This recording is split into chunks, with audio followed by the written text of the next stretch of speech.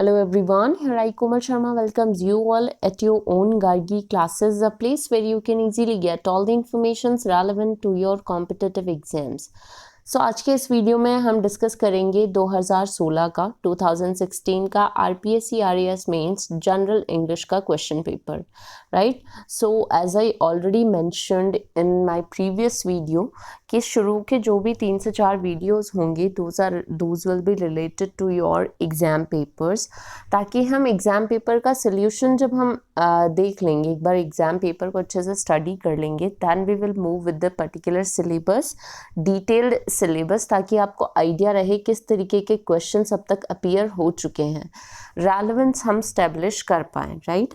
So let's begin with the 2016 general English paper for RPSC RAS mains. ठीक है, सो शुरू करते हैं. So your first question here is identify the errors if any and rewrite the following sentence. आपको जो following sentences है उनमें से आपको errors find out करने हैं. ठीक है, अगर कोई error है तो उस sentence को correctly आपको लिख के rewrite करना है into the below indexes. So सबसे पहला अपना जो क्वेश्चन है, सबसे पहला जो सेंटेंस है यहाँ पे, that is a virtuous are respected by all. तो अगर आप यहाँ पे नोटिस कर रहे हो तो इस सेंटेंस में ये सेंटेंस गलत है. सबसे पहली चीज़ क्योंकि इसमें आपने को प्रॉपर डिटर्मिनर यहाँ पे इस्टेब्लिश करना है, प्रॉपर डिटर्मिनर यहाँ पे लिखना है. तो यहाँ पे ए जो आ रहा है यहाँ पे a virtuous respected by all. So a जो है दैट इज बेसिकली, सबसे पहली चीज़ तो ये है कि अपना जो वर्चुअस है, वर्चुअस जो कि एक नाउन का रोल प्ले कर रहा है यहाँ पे, तो virtuous is basically plural here. और ए और एन का जो यूज़ किया जाता है किसी भी सेंटेंस में, जो डिटर्मिनर है ए और एन, इनका यूज़ कब किया जाता है, जब सिंगुलर फॉर्म हो, सिंगुलर प्लस इंडेफिनाइट. यहाँ पे ये प्लूरल है प्लस डेफिनाइट है. ठीक है, तो यहाँ पे क्या हम यूज़ करेंगे, डिटर्मिनर द. तो ये सेंटेंस किस तरीके से हो जाएगा, the virtuous are respected by all. तो ये करेक्ट सेंटेंस होगा इसका. ठीक है, सो यहाँ पे आपको प्रॉपर डिटर्मिनर लिखना है. तो जो आपके सिलेबस में डिटर्मिनर्स वाला पोर्शन है वहाँ से ही क्वेश्चन ऑप्टेड है. अगर आप डिटर्मिनर्स अच्छे से स्टडी करोगे तो आप इस तरीके के सेंटेंसेस को करेक्टली लिख सकते हो. Next one is can I have any sugar please? Can I have any sugar please? तो आप यहाँ पे देख रहे होंगे, यहाँ पे आपको डिफरेंस पता लग जाएगा of the sentence. Can I have any sugar please? So can is correctly put here. I have is also put here correctly. Any more sugar? So sugar के साथ, शुगर बेसिकली अनकाउंटेबल है सबसे पहली चीज़. सो uncountable form के साथ आप कौन सा यहाँ पे प्रीपोजिशन यूज़ करते हैं, कौन सा पर्टिकुलर प्रीपोजिशन आप यूज़ करेंगे यहाँ पे. So can I have some more sugar please. You can put here some instead of any. Any यहाँ पे गलत है. तो आप अगर जो डिटर्मिनर्स हैं, जो प्रीपोजिशंस हैं, जो आर्टिकल्स हैं, उनको अच्छे से स्टडी आउट करेंगे, then you will be able to correct the sentence properly. So can I have some sugar please instead of any more sugar please. ठीक है, सो उस तरीके से आप ऐसे सेंटेंसेस को करेक्ट कर सकते हो. उसके लिए आपको डिटर्मिनर्स, प्रीपोजिशंस, जो भी आपके सिलेबस में प्रिस्क्राइब्ड है उसको अच्छे से स्टडी करना है. Those I definitely detail out. Next word is we were not invited for lunch. We were not invited for lunch मतलब हम लोग लंच पे इनवाइट नहीं किए गए थे बाय देम. सो सबसे पहले तो ये पैसिव वॉइस सेंटेंस है. दूसरा अगर हम इसकी बात करें तो जैसे we were not invited, this is all correct. For lunch यहाँ पे आपको कुछ चेंजेस की ज़रूरत है. सो फॉर लंच बेसिकली ये प्रीपोजिशन में थोड़ा मिस्टेक आ रहा है यहाँ पे. सो यहाँ पे instead of for there we use the word to का यूज़ क्यों होगा, क्योंकि while we use the term lunch here as a verb, तो एज अ वर्ब अगर हमें किसी चीज़ को डिटरमिन करते हैं, the act which we are going to do, तो वहाँ पे हम टू का वर्ड यूज़ करेंगे, टू जो प्रीपोजिशन है वो यूज़ करेंगे। So we were not invited to lunch, this is the correct answer. हालांकि फॉर का भी आप यूज़ कर सकते हो ऑन फ्यू सेंटेंसेस, ठीक है। Next one is right your name in the top of the page. Right your name in the top of the page, again the preposition mistaken here. So preposition यहाँ पे है इन, ठीक है। सो अगर आप यहाँ पे नोटिस करते हो write your name in the top of the page, so there in is not correctly used here. So in की जगह पे या तो आपको यूज करना है ऑन या फिर आपको यूज करना है एट, ठीक है। जब आप टॉप मोस्ट किसी चीज़ की बात कर रहे होते हो, किसी चीज़ को एक पर्टिकुलर टॉप जगह पे फिक्स करना है, then you should have to use at और on. So write your name at the top of the page और write your name on the top of the page. So this is the correct preposition here. तो preposition वाले जो हैं, अगर preposition determiners वहाँ से आपके सेंटेंसेस करेक्शन वाले आए हैं क्वेश्चंस, तो आपको वो चीज़ों को बहुत अच्छे से स्टडी करनी है, right. So write your name on the top of the page instead in the top of the page. जब आप रूल्स और रेगुलेशन स्टडी करोगे तो ये सारी चीज़ें आपको अच्छे से पुट ऑन करनी आ जाएगी, सेंटेंस करेक्ट करना आ जाएगा, आपको पकड़ में आ जाएगा कि एग्जैक्टली सेंटेंस कहाँ पे गड़बड़ है। So next one is she is learning English for 5 years। She is learning English for 5 years। यहाँ पे अगर आप टेंस को अच्छे से स्टडी करोगे तो यहाँ पे टेंस में मिस्टेक है, यहाँ के जो बेसिकली ये जो सेंटेंस है इसमें आपको टेंस में गड़बड़ मिलेगी। That is she is learning English for 5 years। सबसे पहले तो ये जो सेंटेंस है this speaks all about a person जो कि लास्ट 5 years से इंग्लिश सीख रहा है।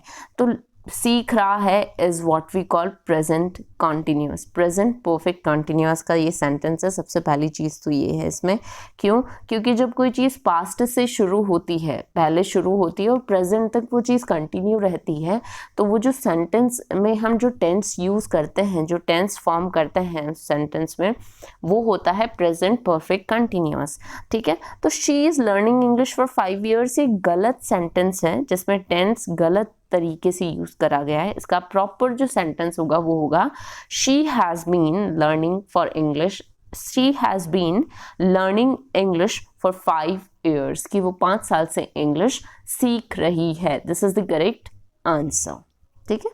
तो इस तरीके से आपको टेंस को भी बहुत अच्छे से स्टडी करनी है। टेंस अगर आपको आते हैं तो आप इस सेंटेंस को इजीली कन्वर्ट कर सकते हो करेक्टली, ठीक है। Next one is she was playing the sitar when the bell was rang. So again the tense is mistaken here. Tense में mistake है यहाँ पे, was playing and was ringing. So repetitively हम past continuous को use नहीं कर सकते हैं in a single sentence। तो या तो हमें क्या करना होगा, इस सेंटेंस को डिवाइड करना होगा, या हमें कुछ चेंजेस करने होंगे इस सेंटेंस में। तो इसमें आपको चेंज क्या करना है, she was playing the sitar while instead of when. आप व्हेन को भी एज इट इज रख सकते हो, कोई प्रॉब्लम नहीं है, but while is a suitable conjunction here. So while the bell rang, ठीक है। तो जब घंटी बजी at that time she was playing the sitar. So she was playing the sitar while the bell rang. या तो इस तरीके से आप इस सेंटेंस को करेक्ट कर सकते हो, या फिर आपको इसको पैसिव में कन्वर्ट कर सकते हो लेटर सेंटेंस को। So she was playing the sitar when the bell was being rung, ठीक है। When the bell was being rung, आप इस तरीके से इस सेंटेंस को कन्वर्ट कर सकते हो इनटू पैसिव, या फिर आपको एक्टिव में ही सेंटेंस को रखना है तो फिर while the bell rang, ठीक है। So she was playing the sitar while the bell rang. Otherwise, she was playing the sitar while or when the bell was being rung. तो इस तरीके से आप इस सेंटेंस को करेक्ट कर सकते हो। टेंस अच्छे से स्टडी करने होंगे आपको, आपके सिलेबस में दिया हुआ है पर्टिकुलरली टेंस का एक topic. Next one is walk fast लेस्ट you would miss the train. तो यहाँ पे जो है कंजक्शन दैट इज लेस्ट, ठीक है। Walk fast लेस्ट you would miss the train. तो लेस्ट के साथ हमेशा जो मॉडल यूज होता है वो होता है शुड इंस्टेड ऑफ वुड, ठीक है। सो आपको यहाँ पे क्या करना है, walk fast लेस्ट you should miss the train, मतलब फ्यूचर वार्निंग को लेके ये सेंटेंस है। लेस्ट कंजक्शन का हम यूज़ तब करते हैं जब फ्यूचर में कोई मिस्टेक ना हो, उस चीज़ को करेक्ट आउट करने के लिए आप प्रेजेंट में कोई भी काम तरीके से करो। वो वार्निंग जो होती है कि ये काम अच्छे से कर लो नहीं तो ये हो जाएगा, तो उस वार्निंग के लिए हम लेस्ट जो कंजक्शन है उसका यूज़ करते हैं, और उसके साथ हमें यूज़ करना होता है should instead of would, right. आगे चलते हैं। शुड यू लाइक टी और कॉफ़ी? जब भी हम किसी पर्सन को कोई भी चीज़ ऑफर करते हैं तो सबसे पहली चीज़ हम उसकी शुरुआत शुड से नहीं कर सकते हैं। They we use the word would.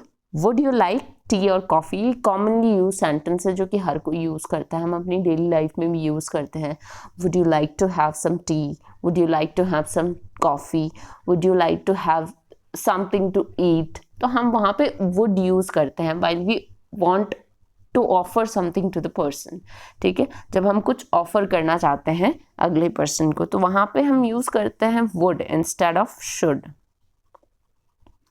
Next is with what will you satisfied. With what will you satisfied ये कंप्लीट सेंटेंस नहीं है, सही सेंटेंस नहीं है। Again the tense is mistaken here into this sentence. तो आपको क्या करना है सेंटेंस को प्रॉपर बनाने के लिए, what makes you feel satisfied instead of with what will you satisfied is not the correct sentence. What makes you feel satisfied, कौन सी ऐसी चीज़ है जिससे आप satisfied होते हो, ठीक है। So what makes you feel satisfied, या फिर आप इस सेंटेंस को फ्यूचर में अगर करना चाहते हो तो इस तरीके से कर सकते हो, what will make you feel satisfied, okay. Next one is she said me she did not like tea. तो यहाँ पे ये आप अगर नरेशंस को अच्छे से पढ़ते हो, आपके सिलेबस में नरेशंस भी प्रिस्क्राइब्ड है, तो अगर आप नरेशंस डायरेक्ट इनडायरेक्ट जो नरेशंस हैं उनको आपने अच्छे से स्टडी किया है तो आप इस सेंटेंस को करेक्टली यहाँ पे पुट कर सकते हो। तो यहाँ पे इस तरीके से ये सेंटेंस आएगा, शी सेड टू मी। सबसे पहले she said to me that she did not like tea, right? She said to me that she did not like tea. सीधा सा सेंटेंस है, आपको इसको प्रॉपरली कन्वर्ट करना है, राइट। तो ये डायरेक्ट इनडायरेक्ट नरेशन जब आप स्टडी करते हो तब आप इस सेंटेंस को प्रॉपर पुट कर सकते हो। तो इस तरीके से आपने देखा कि नरेशंस में से, टेंस में से आपको मॉडल्स अच्छे से स्टडी करने हैं, प्रीपोजिशन स्टडी करने हैं, डिटर्मिनर स्टडी करने हैं, आर्टिकल्स। तो ये सारी जो भी ग्रामेटिकल एरर जो इन सेंटेंसेस में आए हैं तो उन ग्रामर के सारे टॉपिक्स को आप अपने सिलेबस में देख सकते हो। वहाँ पे आपको ये सारे टॉपिक्स में से पर्टिकुलरली ये सेंटेंसेस दिए हुए हैं, राइट। तो आपको बहुत अच्छे से इन सारी चीज़ों को स्टडी करनी है, आपको इनके रूल्स और रेगुलेशंस को बहुत अच्छे से पढ़ना है, तभी आप इस तरीके के सेंटेंसेस को सही तरीके से फॉर्म आउट करके लिख सकते हो। Alright, next one is choose the correct word और फ्रेज। यहाँ पे करेक्ट वर्ड और फ्रेज को हमें चूज करके लिखना है। So the opposite of the word attract, attract word का ऑपोजिट यहाँ पे एंटोनिम लिखना है आपको। सही एंटोनिम क्या हो सकता है अट्रैक्ट का, डिस्ट्रैक्ट या फिर रेपल। तो आपको सही एंटोनिम चूज करके यहाँ पे लिखना है। If you know the answer then write into the comment box. अगर आपको पता है कि अट्रैक्ट का जो प्रॉपर एंटोनिम डिस्ट्रैक्ट होगा या रिपेल होगा तो इसका सही आंसर आपको देना है। यहाँ पे एंटोनिम्स आपको स्टडी करना है। Next one is the word delicious is similar in meaning to the word tasty और फ्लेवर्ड। तो डिलीशियस वर्ड के लिए हम कौन सा पर्टिकुलर सूटेबल जो है सिनोनिम यूज करेंगे, टेस्टी या फ्लेवर्ड? इसका जवाब भी आपको कमेंट बॉक्स में देना है, टेस्टी या फिर flavoured. So right the answer into the comment box if you no better. Next question is the antonym of the word wisdom. wisdom के लिए कौन सा सही antonym है, folly या फिर experience? ये तो easy है, it's too easy to answer. So folly is the antonym of the word wisdom. Next one is in the end he made up और made out is mine to go by train. तो यहाँ पे made up सही phrase है या made out सही phrase है? ये आपको चूज करना है, ठीक है। तो अगर आपको आंसर पता है तो give the answer into the comment box. In the end whether he made up और made out his mind to go by train, कौन सा सही फ्रेज है इसमें, इसका जवाब आपको खुद देना है। Next question is to burn the midnight oil means that someone studies at night with the help of an oil lamp। देखो यहाँ पे एक इडियम है to burn the midnight oil, इसका मतलब क्या हो सकता है, या तो ये हो सकता है, इसमें दो ऑप्शंस हैं आपके पास। पहला कि जैसे कोई रात को लेट नाइट तक स्टडी कर रहा है कोई भी person with the help of oil lamp, पहला तो ये, या फिर दूसरा वर्क्स लेट एट नाइट, दूसरा ये। तो इसमें से कौन सा सही सेंटेंस है वो आपको कमेंट बॉक्स में राइट करके लिखना है। बहुत ईजी है to answer this question. Next word is a word और statement which can be interpreted in more than one way. तो यहाँ पे आपको वन वर्ड में आंसर देना है, ठीक है। तो सबसे पहला अपना क्वेश्चन है for one word, that is a word और statement which can be interpreted in more than one way. कोई भी ऐसा वर्ड या स्टेटमेंट जिसको एक से ज़्यादा तरीके से हम इंटरप्रेट कर सकते हैं, तो उसके लिए एक पर्टिकुलर हमें वर्ड चूज करके लिखना है। तो इसके लिए जो पर्टिकुलर वर्ड है that is ambiguous, that is AMBIGUOUS, ठीक है। So this is the proper word और one word for the sentence. Next one is someone incapable of being corrected. कोई भी चीज़ जिसे हम करेक्ट नहीं कर सकते, कोई पर्सन हो सकता है, कोई सेंटेंस हो सकता है। सो दी अगेन आपने अगर नोटिस किया हो तो 2013 का जो क्वेश्चन पेपर था उसमें भी ये सेंटेंस आया हुआ है, that means the sentence is again repeated here. So someone incapable of being corrected is incorrigible, right. Next one is impossible और वेरी डिफिकल्ट टू बिलीव। कोई भी चीज़ जिसमें बिलीव करना इम्पॉसिबल हो, डिफिकल्ट हो, तो वहाँ पे हम वर्ड यूज़ करेंगे इनक्रेडुलस, दैट इज INCREDULOUS, ठीक है। So this is the right word substitution for the sentence. Right then next question है सेलेक्ट द करेक्ट वर्ड और फ्रेज। यहाँ पे आपको करेक्ट वर्ड और फ्रेज को चूज करके लिखना है। So we complimented the dancer after her outstanding performance. तो इन दोनों वर्ड्स में कौन सा सही है वो आपको चूज करके लिखना है। तो if you know the answer then write into the comment box. Next one is I met an eminent और eminent professor of English today. तो कौन सा राइट वर्ड है, इसका जवाब आपको खुद को देना है। करेक्ट वर्ड आपको चूज करके जवाब देना है। ऑलराइट देन, तो आगे अपना है read the passage given below and answer the questions that follow. तो आपको यहाँ पे पैसेज को रीड करना है, उसके बाद में जो भी बिलो क्वेश्चंस हैं उनके आंसर्स देना है इनटू योर ओन वर्ड्स। तो जैसा कि मैंने आपको कल बताया था, कोई भी अगर पैसेज आपके सामने ऐसा आता है तो सबसे पहले क्या करना है, आपको पैसेज को रीड करना है तरीके से। पैसेज को रीड करके फिर क्वेश्चंस को स्टडी करनी है। फिर भी आपको अगर प्रॉब्लम आ रही है टू आंसर दोज क्वेश्चंस, तो आपको क्या करना है, try to read the passage again और फिर उन क्वेश्चन से उनका रेलेवेंस स्टैब्लिश करने की कोशिश करनी है, right. And then write the answer into your own words. Alright then, so यहाँ पे मैं आपको फटाफट से पैराग्राफ रीड करके देन क्वेश्चन स्टडी करके बता देती हूँ what will be the approach. So यहाँ पे जो पैराग्राफ है कुछ इस तरीके से शुरू होता है। Scientists tell us that without the presence of the cohesive force among the atoms that comprise this world, it would crumble to pieces and we would cease to be. And even as there is cohesive force that binds matter, so must there be in all things animate. तो सबसे पहले आपने यहाँ पे देखा होगा, यहाँ पे राइटर यूज कर रहा है द वर्ड कोहेसिव। कोहेसिव का मतलब होता है कोई भी ऐसा सब्सटेंस, कोई भी ऐसी चीज़ जिसको हम यूज़ कर सकते हैं, कोई भी ऐसा एक्ट विच वी डू और वी परफॉर्म और we actually target into the direction by which we can combine the things together, by which we can attach the things together। चीज़ों को एक दूसरे से जोड़ने के लिए जो एक्ट हम करते हैं that is what we call cohesive।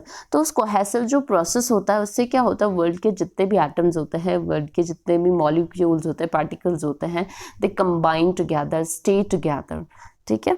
So the name for that cohesive force among animate being is love. तो यहाँ पे जो कोहेसिव जो फोर्स है दैट इज लव, ठीक है। Love is a cohesive force जिससे हम दुनिया की हर चीज़ को बाइंड कर सकते हैं, एक दूसरे के साथ जोड़ सकते हैं। तो इस तरीके से आपको पैराग्राफ को समझना है, अंडरस्टैंड करना, हर एक वर्ड को अपने तरीके से इंटरप्रेट करना है। So we have to learn to use that force, and in the use of it consists our knowledge of God. And by using that force of love, we actually consist our knowledge of God. So where there is love, there is life. So where there is love, there is life. Hatred leads to destruction. अगर love नहीं होता है, hatred होता है, तो क्या होती है, सारी चीज़ें बिखर जाती हैं, distract हो जाती हैं. So only with love would a well-ordered society be intelligible and life worth living. So all the teachers that have ever lived have preached this law with more or less the same vigor. If love was not the law of life, life would not have persisted in the midst of death. Life is the perpetual triumph over the grave.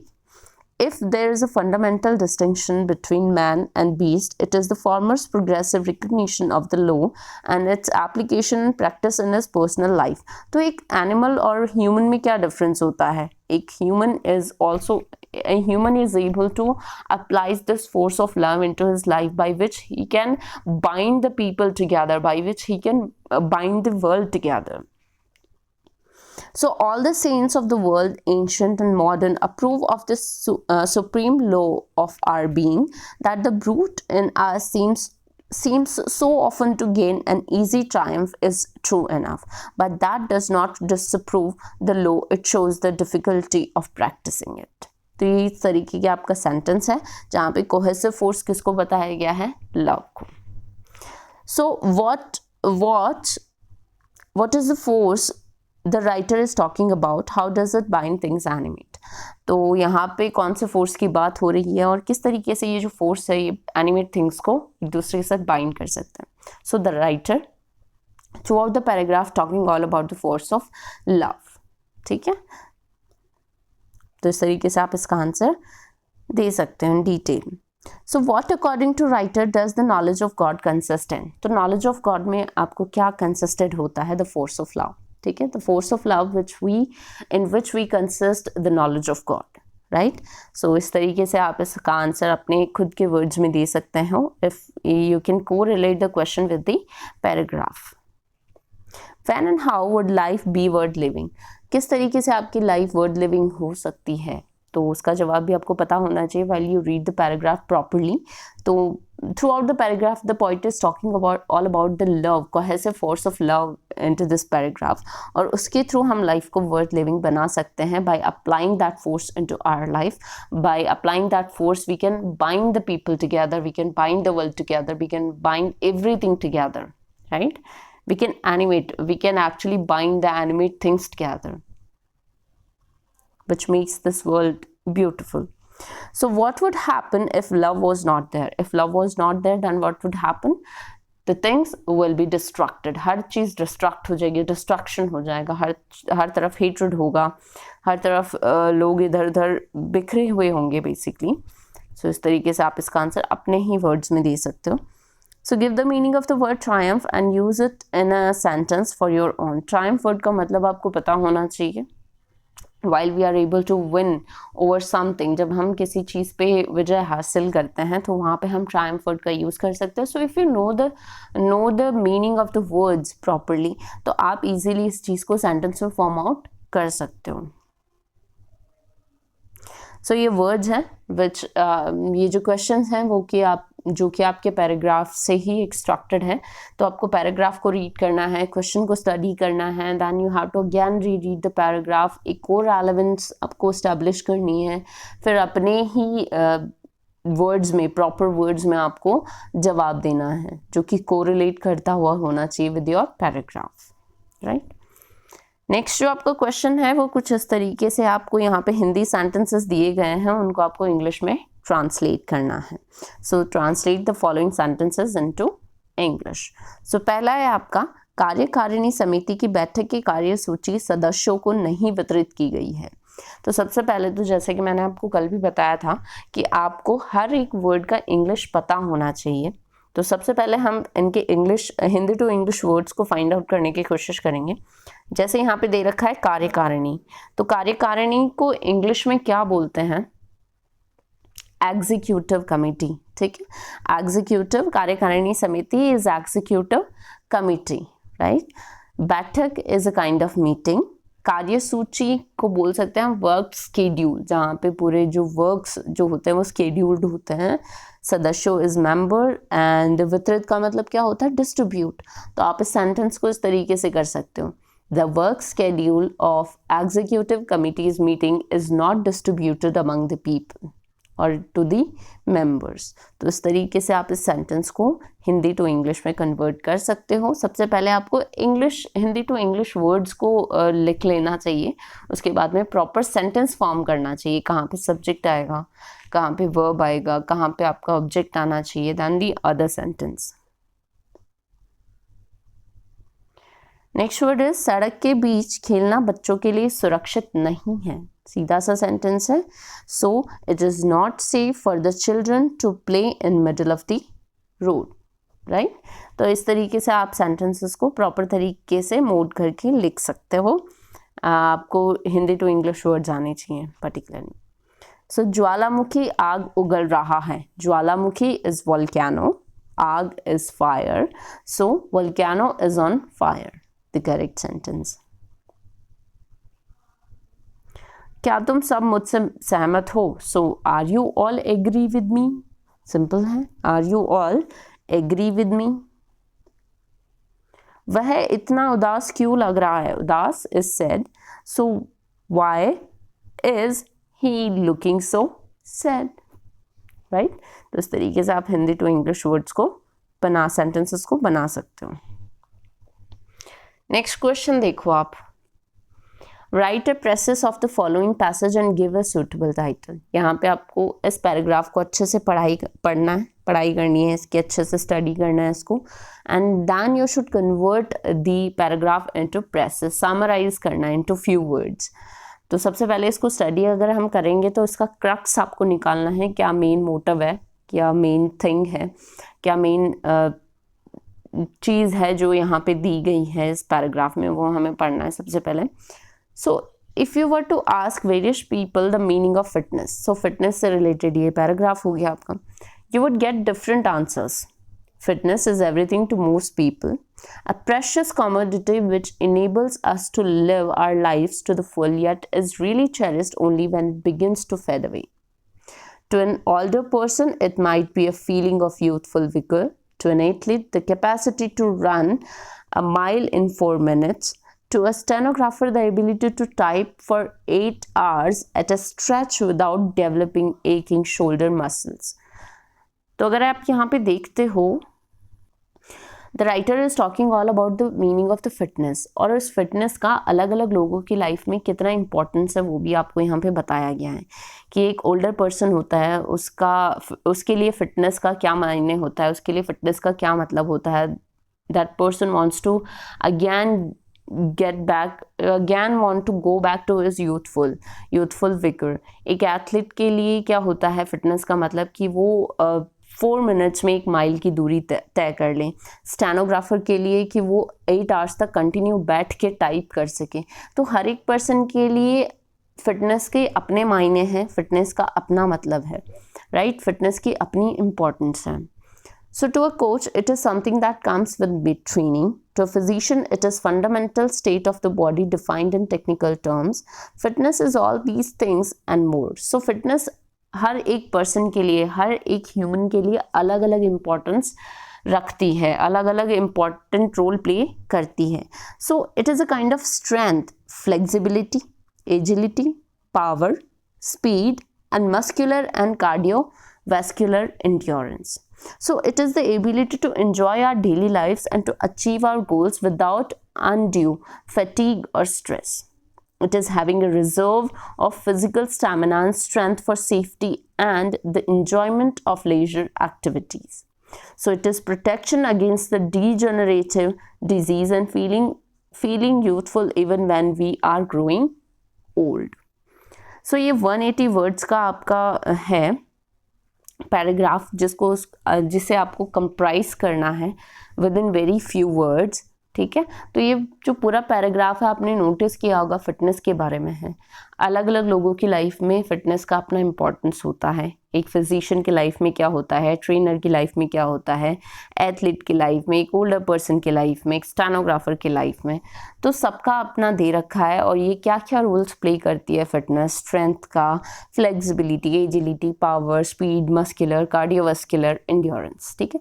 तो ये सारी चीज़ें यहाँ पे mentioned है। एक crux आपको मैंने निकाल के दिया है, अब आपको इसको प्रिसाइसली लिखना है, प्रेसेस करना है, इसको समराइज करना है इनटू वेरी फ्यू वर्ड्स, ताकि सेंटेंस, ये पूरा पैराग्राफ उन फ्यू वर्ड्स में आप रिफ्लेक्ट कर सको।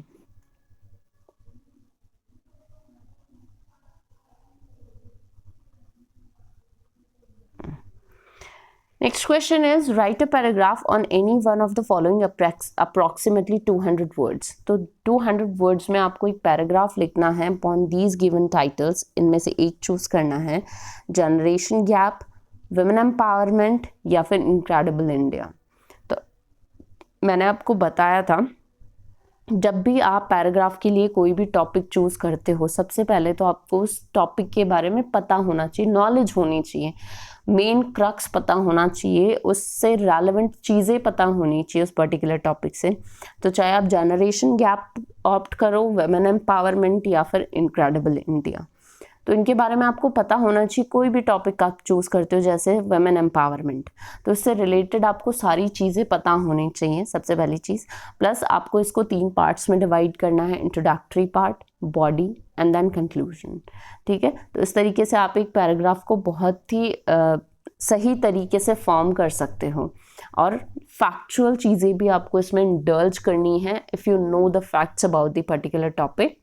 टू, फैक्ट्स के साथ साथ आपको उसके डिटेल अच्छे से लिखनी है।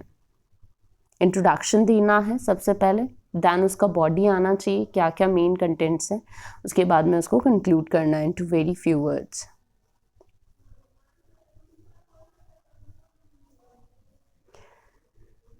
Next question is elaborate any one of the following themes in approximately 150 words. ठीक है, आपको इन थीम्स को, यहाँ पे थीम्स दे रखी हैं, इनको 150 वर्ड्स में एलैबोरेट करना है। तो यहाँ पे थीम क्या है, no pain no gain, cell phone is more than a phone, या फिर uneasy lies the head that fears the crown. तो आपको इन थीम्स को सबसे पहले चूज करना, सबसे पहले समझना है। ठीक है, आप कोई भी थीम चूज करते हो आपको उसका मतलब पता होना चाहिए, उसके कोर एलिमेंट जो भी उसके एस्पेक्ट्स हैं वो आपको ध्यान में होने चाहिए।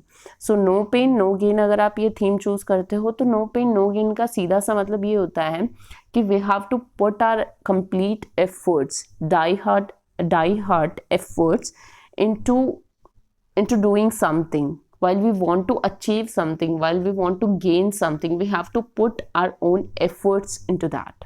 ठीक है, तो पूरा कंप्लीट आप एफर्ट देते हो, पूरा जोर लगाते हो किसी भी चीज़ को करने में, तो वहाँ पे हम इस तरीके की थीम्स को यूज़ करते हैं, that no pain no gain. जब तक आप किसी चीज़ को सफ़र नहीं करोगे तब तक आप किसी चीज़ को अचीव नहीं कर सकते हो। तो इस तरीके से आप कोई भी थीम अगर चूज़ करते हो तो उसका मतलब आपको पता होना चाहिए। सबसे पहले उस थीम का आपको मीनिंग ही पुट करना है, then you have to elaborate that theme.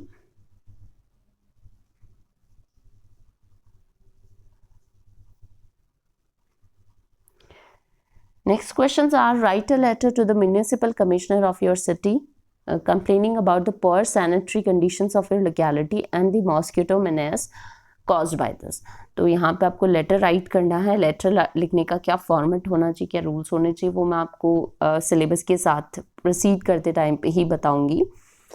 As a member of the state pollution control board write a report, तो यहाँ पे आपको रिपोर्ट लिखनी है। तो letter writing and report writing, ये दोनों के रूल्स और रेगुलेशंस डेफिनेटली मैं आपको समझाऊंगी प्रॉपर तरीके से, और उसी फॉर्म में आपको लेटर राइट करना है एंड रिपोर्ट राइट करनी है। आपको लेटर राइटिंग और रिपोर्ट राइटिंग के लिए क्वेश्चन अच्छे से रीड कर लेना है। ठीक है, एड्रेस किसको करना है, किसको सेंड करना है, क्या हमारा ज़रिया होगा, वो सारी चीज़ें आपको अच्छे से स्टडी करनी है। So these were the 34 questions which were appeared into your 2016 RPSC RAS Mains General English Question Paper, जो कि मैंने यहाँ पे डिस्कस करे हैं। कोई प्रॉब्लम हो तो आप कमेंट सेक्शन के थ्रू पूछ सकते हो, और जिन भी क्वेश्चंस के आंसर्स मैंने आपसे मांगे हैं, मैंने कहा है कि इन क्वेश्चंस के आंसर्स आपको देना है, तो definitely you should give the answers, all those answers. Thank you so much. Stay continue with Gargi classes.